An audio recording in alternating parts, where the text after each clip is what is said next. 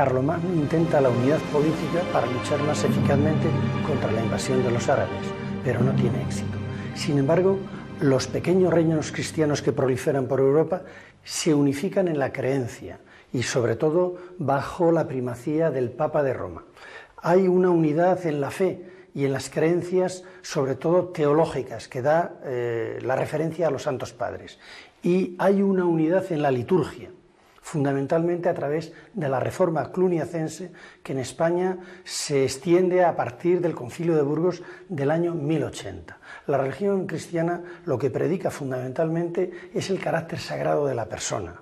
Dice San Ivo de Chartres que ante Cristo y ante los sacramentos no hay ni esclavo, ni siervo, ni dueño.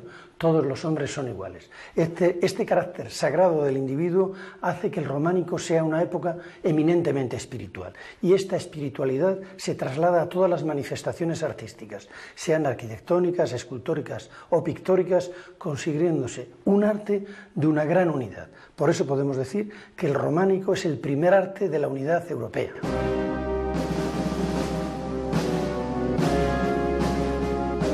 En el siglo VIII, con los reinos hispánicos amenazados por el dominio del Imperio Islámico, la unidad de la cristiandad en la fe es reivindicada por el monje Beato de Liébana. Y en sus comentarios al Apocalipsis de San Juan está anunciando el fin del mundo con la llegada de la bestia, el anticristo, para él el Islam. Él nos demuestra en sus comentarios que solo la fe, la que dicta, la que emana de las Escrituras, puede salvar a la cristiandad.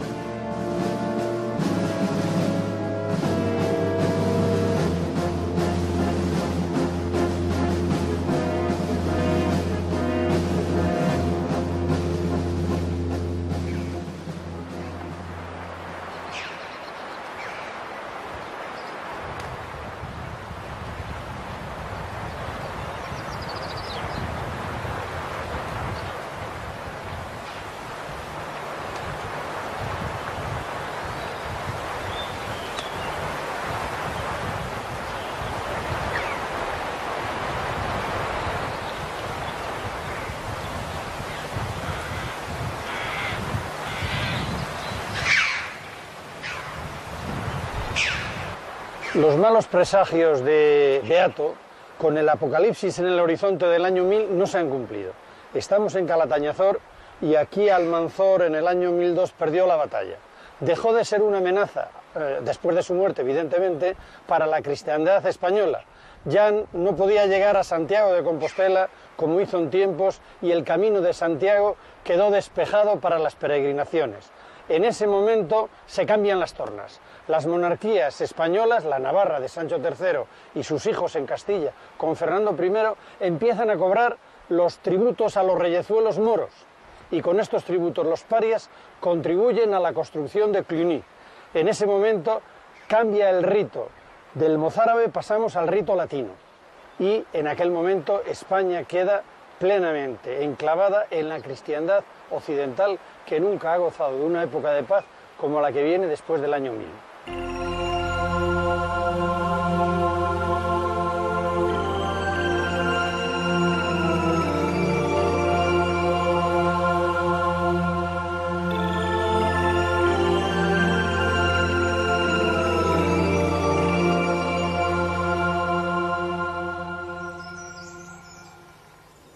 La creencia fundamental de los cristianos es que el Dios único, en un momento dado de la historia, se encarna, se hace hombre y viene a este mundo. Eso lo sabemos porque lo han contado los 4 evangelistas, de los cuales suele haber testimonio en las iglesias. A lo largo de su existencia, vive entre nosotros, predica, nos da sus enseñanzas y muere en la cruz. Y al final resucita y nos dice que todos nosotros podemos alcanzar la vida eterna. Para alcanzar la vida eterna tenemos que seguir las enseñanzas de la Iglesia, el magisterio de la Iglesia. Y para poder seguir sus enseñanzas se construyen estos templos que en alguna medida son eternidad hecha piedra. Este sería el testimonio de la espiritualidad cristiana.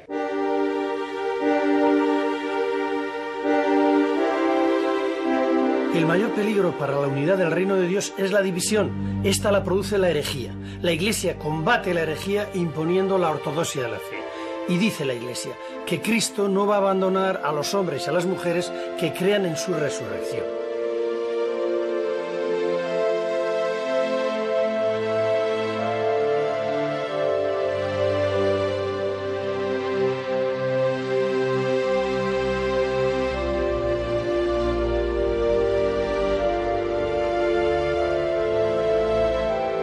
¿Qué sentido tiene como símbolo, como contenido de la sangre de Cristo, el cáliz?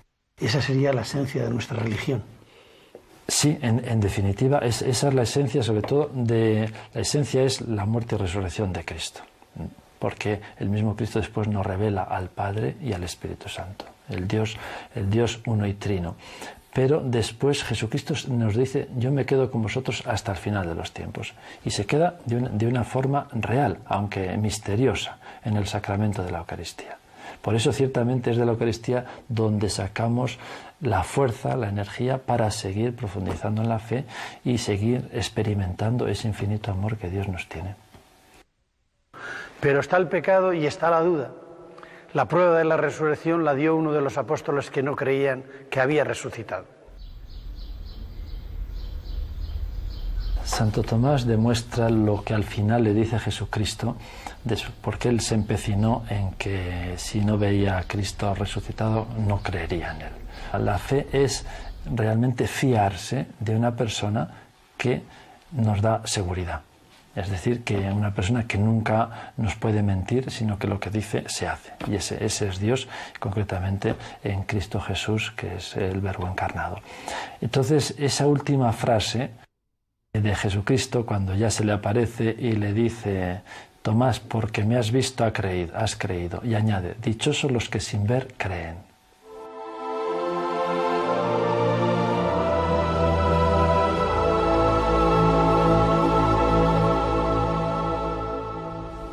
El escultor románico mitiga e incluso oculta el sufrimiento de Cristo en la cruz y nos lo presenta ya como triunfante y resucitado. Por eso está serenísimo y con los ojos abiertos.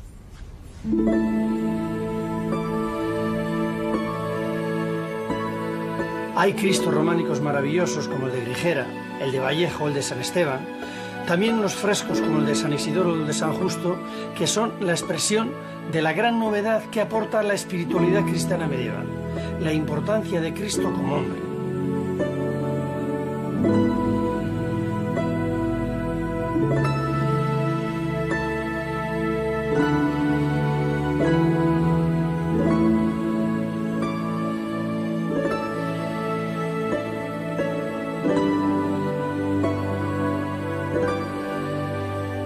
Fueron las tallas en marfil como este Cristo de Carrizo los que sirvieron como modelos para el resto de los Cristos del románico.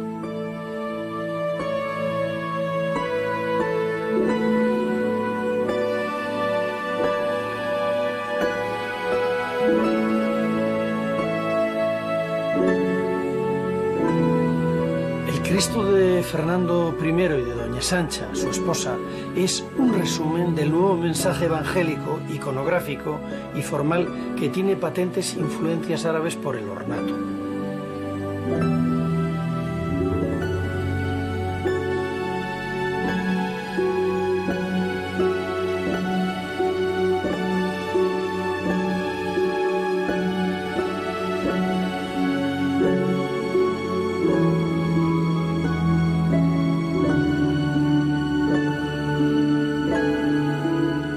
Los trabajos en marfil y las miniaturas de los libros, sean códices, biblias o beatos, son la referencia que luego servirá para plasmarse en obra grande en los frescos de las paredes, bóvedas y en la piedra de los capiteles de las iglesias y los pórticos de los claustros.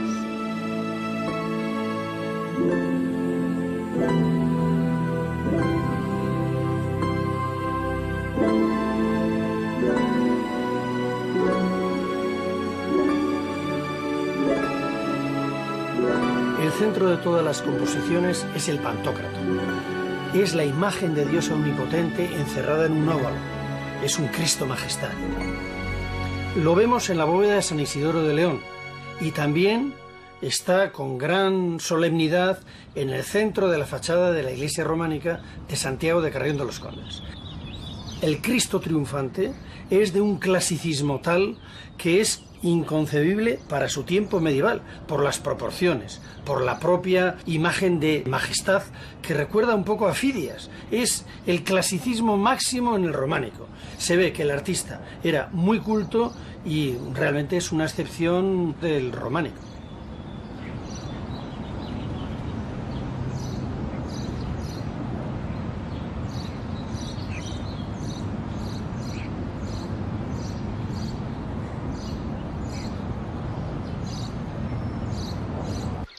La iglesita de Moárabes de Ojeda toma como modelo la de Santiago, pero el artista es mucho más torpe. Sin embargo, el efecto es igual de convincente. Anuncia que entramos en la casa de Dios.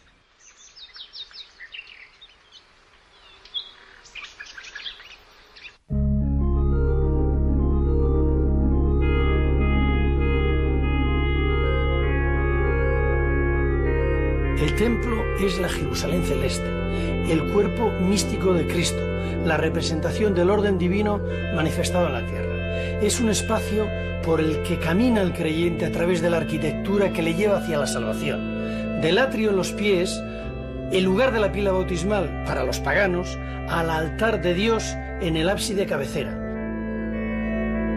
El ábside está orientado hacia el este, que es de donde viene la luz. El Edén, el paraíso al que llegaremos.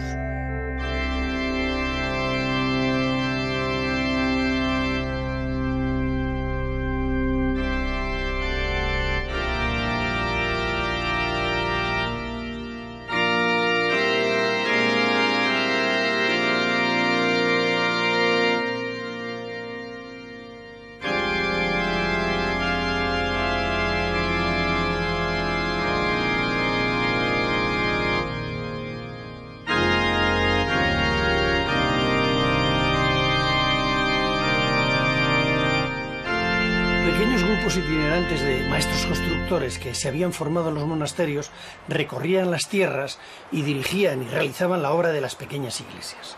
Allí dejaban los mensajes en piedra, en parte de la palabra de Dios y en parte de sus ocurrencias y de los mensajes elitistas por un lado o esotéricos por otro, con una interpretación sencilla y directa hacia el pueblo llano.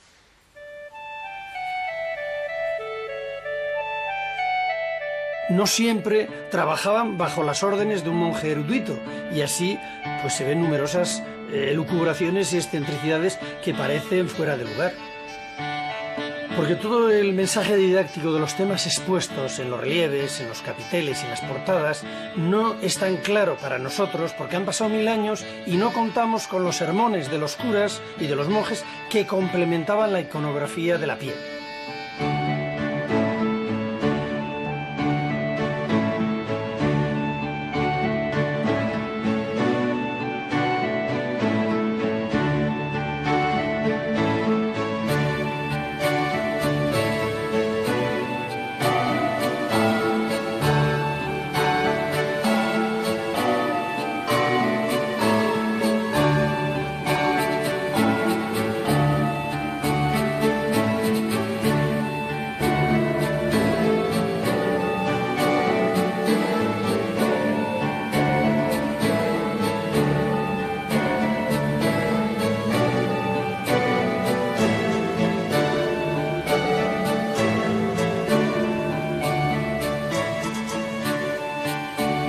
Haciendo un recorrido, una excursión por las iglesias y catedrales románicas, podemos hacer a la vez un recorrido a través de las escenas más importantes de la Biblia.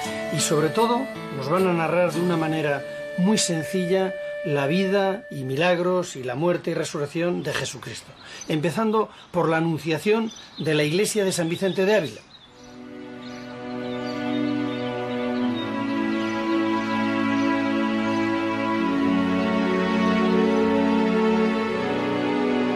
Pero el artista románico tiene tal capacidad expresiva y de síntesis que es capaz de meter en un solo capitel la visitación de la Virgen, la Anunciación, el sueño de San José, el nacimiento de Jesucristo, la visitación de los reyes y la llegada de los pastores.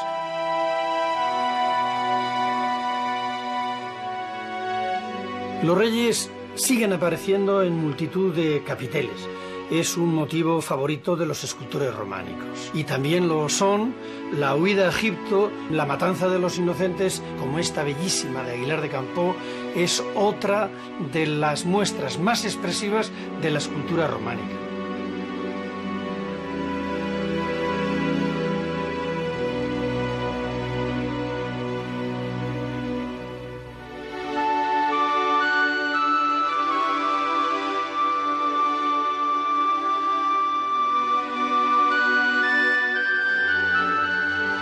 La resurrección de Lázaro, la curación del leproso, y es bellísima la entrada de Jesús en Jerusalén y las gentes de Jerusalén portando palmas.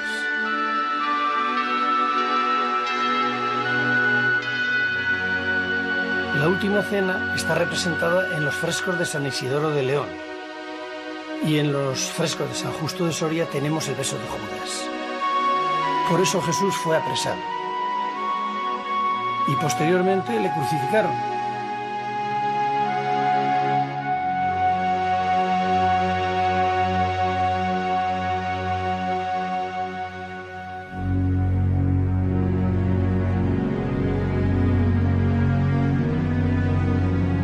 Pero este relieve de siglos nos muestra que al tercer día resucitó y posteriormente a los 40 días subió a los cielos.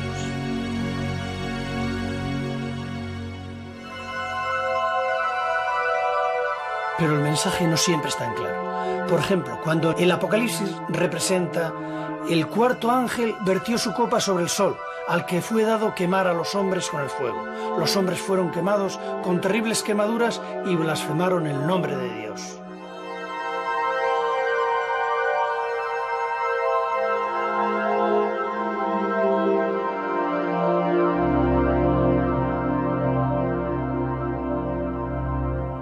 En la época románica la mayor parte de la población era iletrada. La cultura y el saber estaban en los monasterios. Allí los monjes se dedicaban a la copia y reproducción de bellísimos y utilísimos documentos. Son conocidos por todos los beatos. Inició los beatos, Beato de Liébana, allí estaban los famosos comentarios al Apocalipsis. Los beatos alcanzaron un gran esplendor, sobre todo el del rey Fernando I. Beato de Liébana escribe su comentario del Apocalipsis como respuesta a lo que él cree que es la herejía que propaga Elipando, arzobispo de Toledo, adopcionista. Decía que Jesús no era hijo de Dios, sino hijo adoptivo. Esto era terrible para la cristiandad porque suponía una política conciliadora con el pensamiento musulmán. Así que Beato pide ayuda a Roma y a Carlomagno y gana la batalla contra Elipando. En el Apocalipsis el Islam está representado un poco como la bestia. Allí está plasmada la lucha contra los que se hacen pasar por verdaderos cristianos y no siguen los textos sagrados. Estos son los peores enemigos para Beato.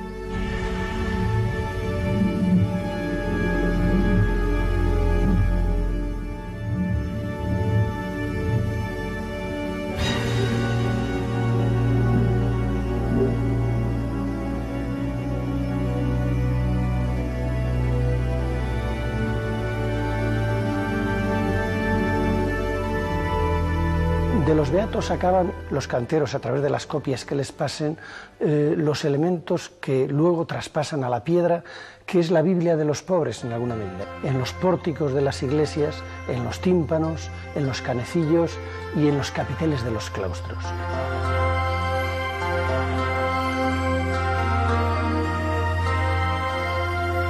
Esta fachada de Santo Domingo de Soria es casi un tablero que sustenta el relato bíblico y todo el Nuevo Testamento. Es una bellísima manera de conjugar arquitectura y escultura como una de las mayores creaciones del románico. En esta iglesia de Santo Domingo están tan humanizados los personajes y la tendencia narrativa lineal aporta tanta claridad al mensaje evangélico que puede considerarse como un gran ejemplo.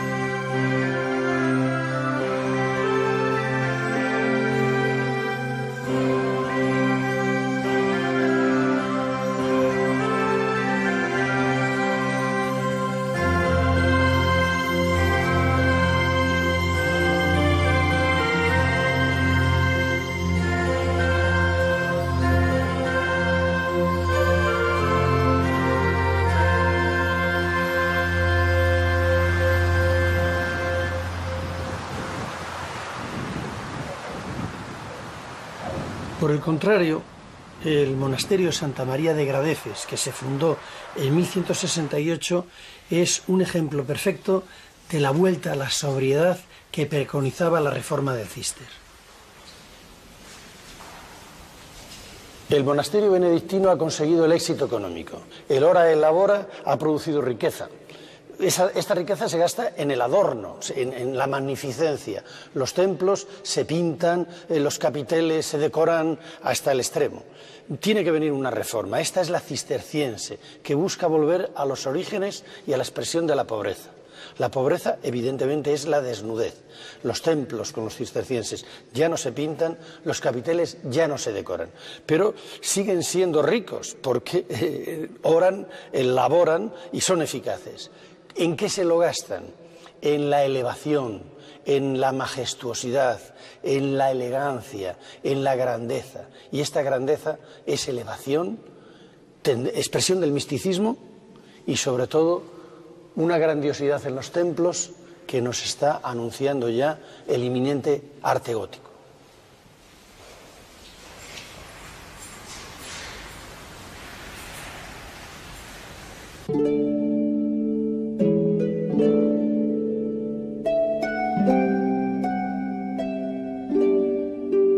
Estas son las monumentales ruinas del monasterio de Santa María de Moreruela, que fue el primer monasterio cisterciense de la península. El fundador del Císter, que fue el monje benedictino Bernardo de Claraval, estableció, junto a los principios del ascetismo y la oración, la exaltación de la Virgen. Es un paso más de la humanización de Cristo.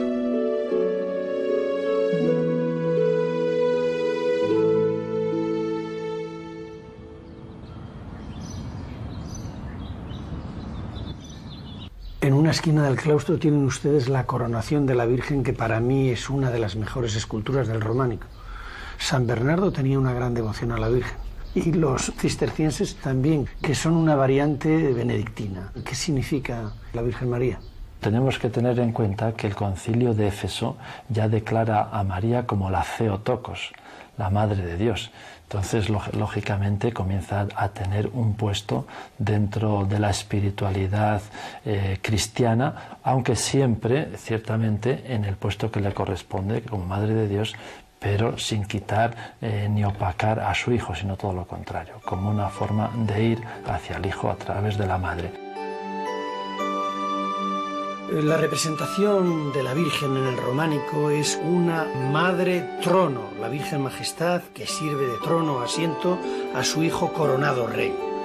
Esta es una de las imágenes más populares de todo el románico. Se repite normalmente en madera, pero también en piedra, en casi todas las iglesias representadas, bien sea en los altares o bien sea en las esquinas de los claustros, incluso en los capiteles.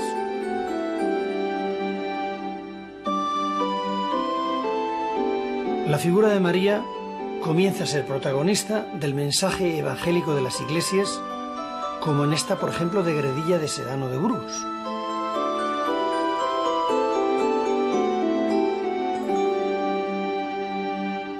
El eterno debate entre la fe y la razón, en el siglo XI. ¿Cómo convivían la fe y la razón? Porque en otras religiones pues ha imperado la fe solamente. La fe y la razón prácticamente hasta muy tarde van a la par. O sea, era un único saber. Los teólogos medievales, por ejemplo, del siglo XII, los tomistas, no solo sabían teología, sabían astronomía, sabían medicina, etcétera, matemáticas, y lo veían como una ciencia global. Aparte de la fe, que es un don gratuito de Dios, es una virtud teologal, había que utilizar toda esta riqueza y estos conocimientos que nos da la misma naturaleza y el mismo estudio, como medios eficaces para un mejor conocimiento de Dios y una mejor experiencia de Dios, sobre todo, porque hay que ir a la experiencia de Dios.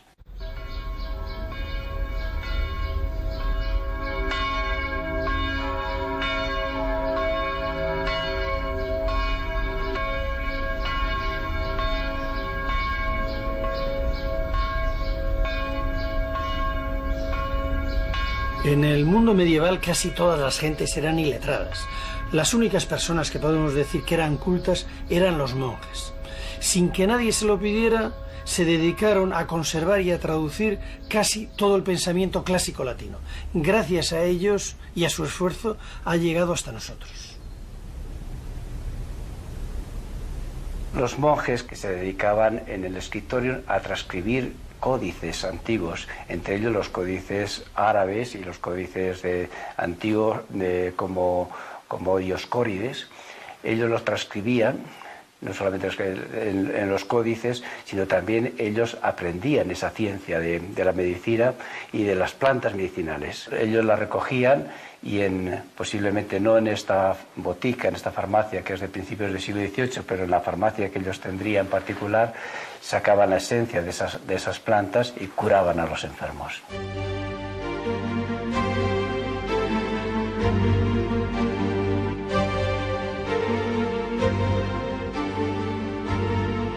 El libro es fundamental en la cultura medieval. Los monasterios, copiando libros, traduciendo libros y elaborando los beatos, transmiten la cultura. Este saber se transmite de monasterio en monasterio al resto de la sociedad. El cristianismo tiene la ventaja sobre otras religiones de que al definir a Cristo como un Dios hecho hombre, tiene una convivencia con la historia. Cristo y el hombre se hacen historia y por lo tanto admite con gran facilidad los saberes provenientes de otras culturas.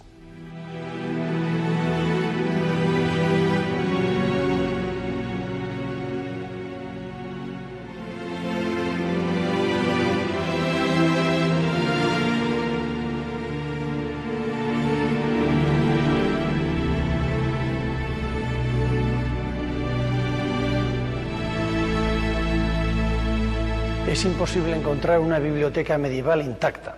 Aquellas bibliotecas soñadas o maravillosas tendrían códices, pergaminos, algún beato si eran muy ricas, y bueno, posteriormente fueron acumulando otro tipo de obras como actas de concilios, evangelios, quizás Biblias, más o menos iluminadas si el monasterio o la colegiata o la catedral eran ricos. En esta biblioteca de San Isidoro se guardan algunos de estos tesoros que cito, y estas colegiatas como San Isidoro o las catedrales dieron posteriormente lugar a las primeras universidades, como por ejemplo la de Palencia, pero esto ya ocurrió en la época del Gótico.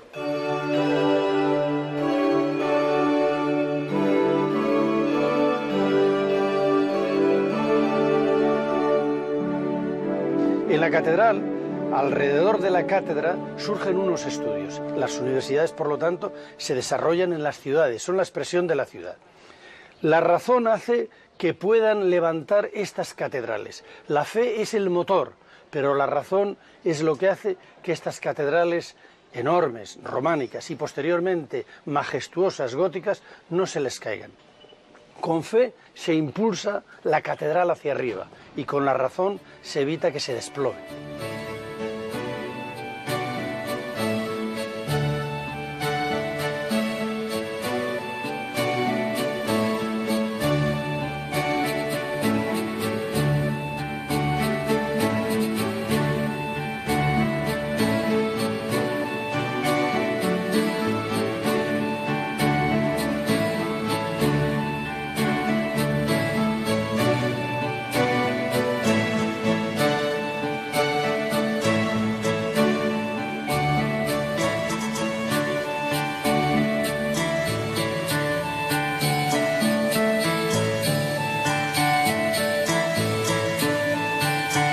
Estos templos, que en alguna medida son eternidad hecha piedra.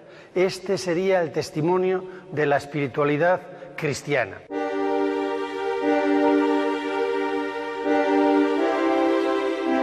El mayor peligro para la unidad del reino de Dios es la división. Esta la produce la herejía. La Iglesia combate la herejía imponiendo la ortodoxia de la fe. Y dice la Iglesia que Cristo no va a abandonar a los hombres y a las mujeres que crean en su resurrección.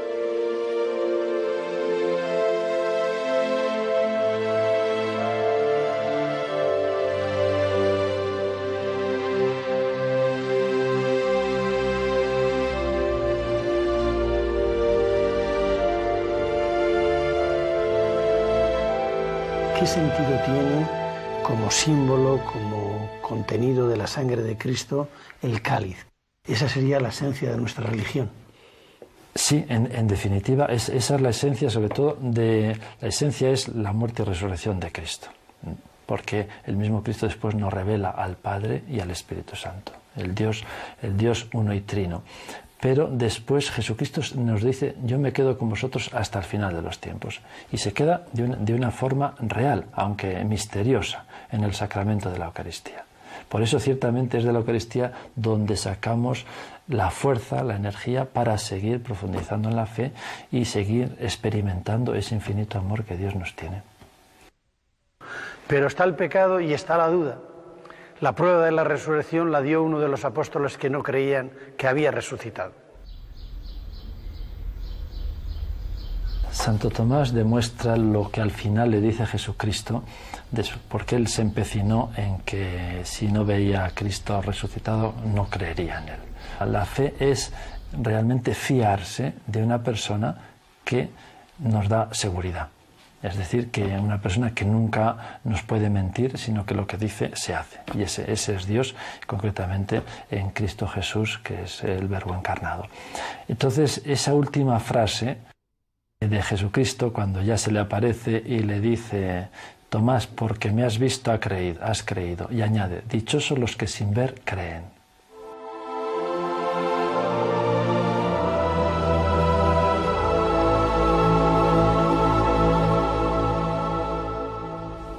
El escultor románico mitiga e incluso oculta el sufrimiento de Cristo en la cruz y nos lo presenta ya como triunfante y resucitado.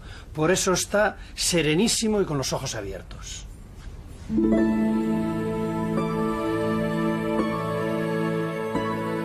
Hay Cristos románicos maravillosos como el de Grigera, el de Vallejo o el de San Esteban. También unos frescos como el de San Isidoro o el de San Justo, que son la expresión de la gran novedad que aporta la espiritualidad cristiana medieval, la importancia de Cristo como hombre.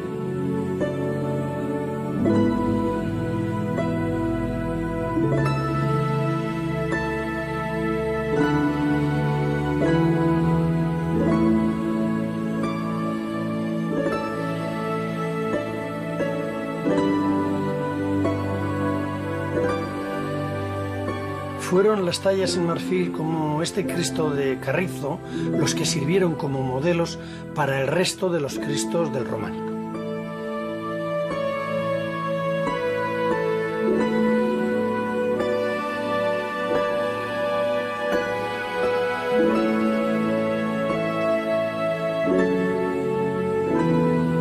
El Cristo de Fernando I y de Doña Sancha, su esposa, es un resumen del nuevo mensaje evangélico, iconográfico y formal que tiene patentes influencias árabes por el ornato.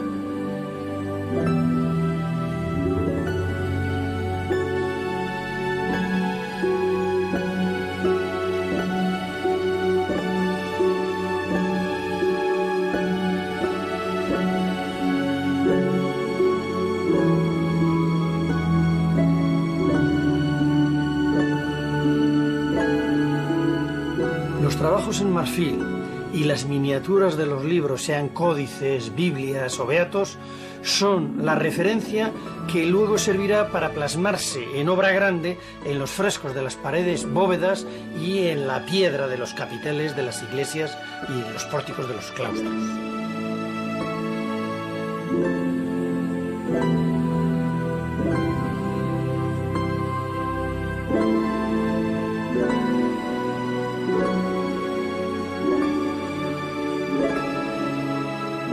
El centro de todas las composiciones es el Pantocrator. Es la imagen de Dios omnipotente encerrada en un óvalo. Es un Cristo majestad. Lo vemos en la bóveda de San Isidoro de León y también está con gran solemnidad en el centro.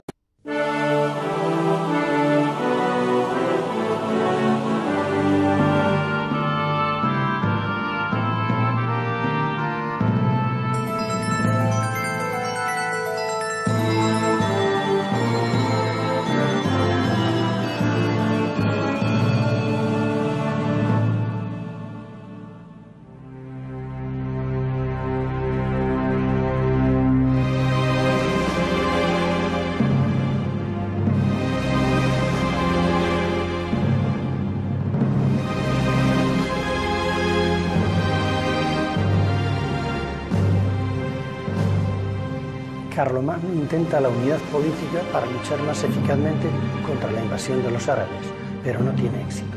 Sin embargo, los pequeños reinos cristianos que proliferan por Europa se unifican en la creencia y sobre todo bajo la primacía del Papa de Roma. Hay una unidad en la fe y en las creencias, sobre todo teológicas, que da la referencia a los santos padres. Y hay una unidad en la liturgia, fundamentalmente a través de la reforma cluniacense, que en España se extiende a partir del Concilio de Burgos del año 1080. La religión cristiana lo que predica fundamentalmente es el carácter sagrado de la persona. Dice San Ivo de Chartres que ante Cristo y ante los sacramentos no hay ni esclavo, ni siervo, ni dueño. Todos los hombres son iguales. Este carácter sagrado del individuo hace que el románico sea una época eminentemente espiritual. Y esta espiritualidad se traslada a todas las manifestaciones artísticas, sean arquitectónicas, escultóricas o pictóricas, consiguiéndose un arte de una gran unidad. Por eso podemos decir que el románico es el primer arte de la unidad europea.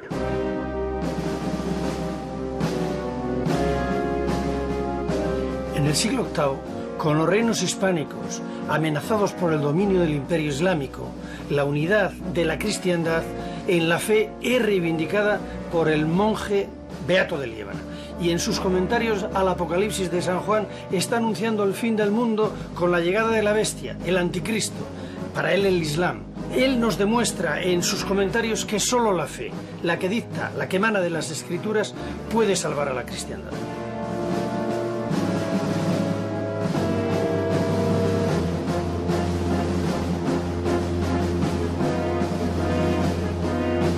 De la fachada de la iglesia románica de Santiago de Carrión de los Condes. El Cristo triunfante es de un clasicismo tal que es inconcebible para su tiempo medieval, por las proporciones, por la propia imagen de majestad que recuerda un poco a Fidias. Es el clasicismo máximo en el románico. Se ve que el artista era muy culto y realmente es una excepción del románico.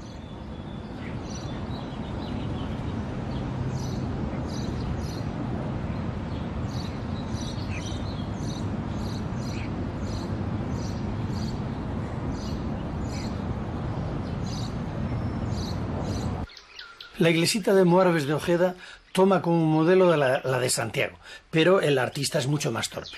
Sin embargo, el efecto es igual de convincente, anuncia que entramos en la casa de Dios.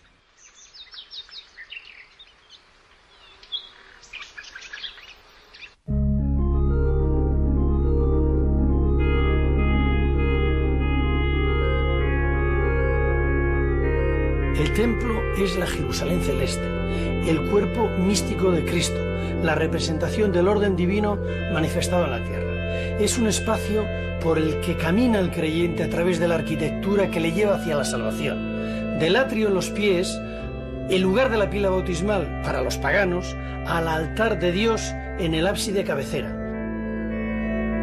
El ábside está orientado hacia el este, que es de donde viene la luz. El Edén, el paraíso al que llegaremos.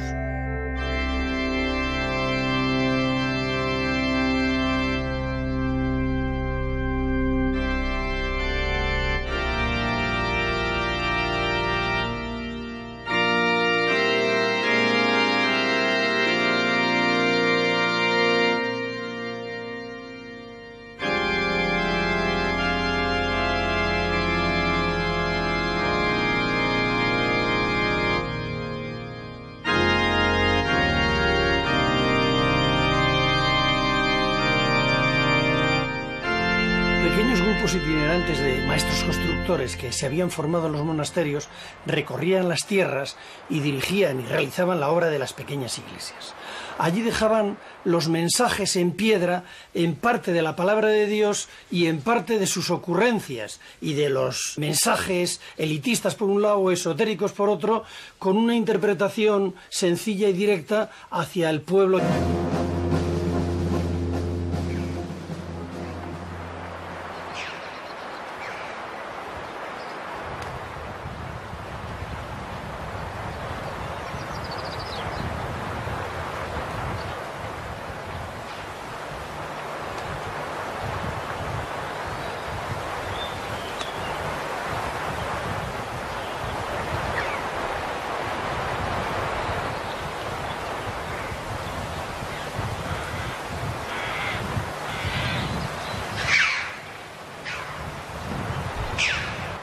Los malos presagios de Beato, con el apocalipsis en el horizonte del año 1000, no se han cumplido.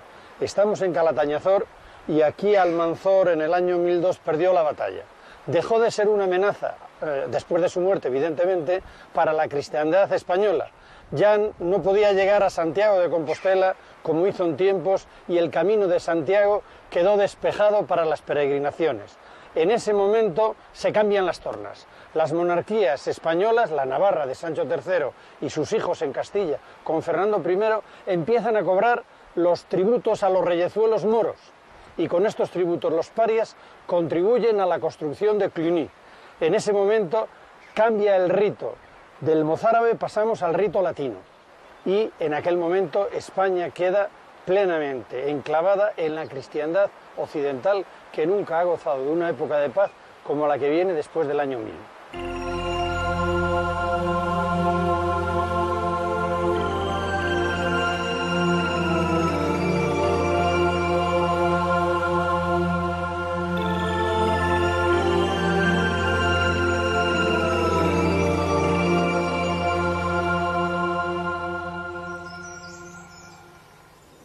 La creencia fundamental de los cristianos es que el Dios único, en un momento dado de la historia, se encarna, se hace hombre y viene a este mundo.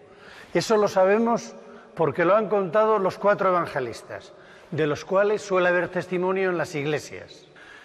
A lo largo de su existencia, vive entre nosotros, predica, nos da sus enseñanzas y muere en la cruz. Y al final resucita.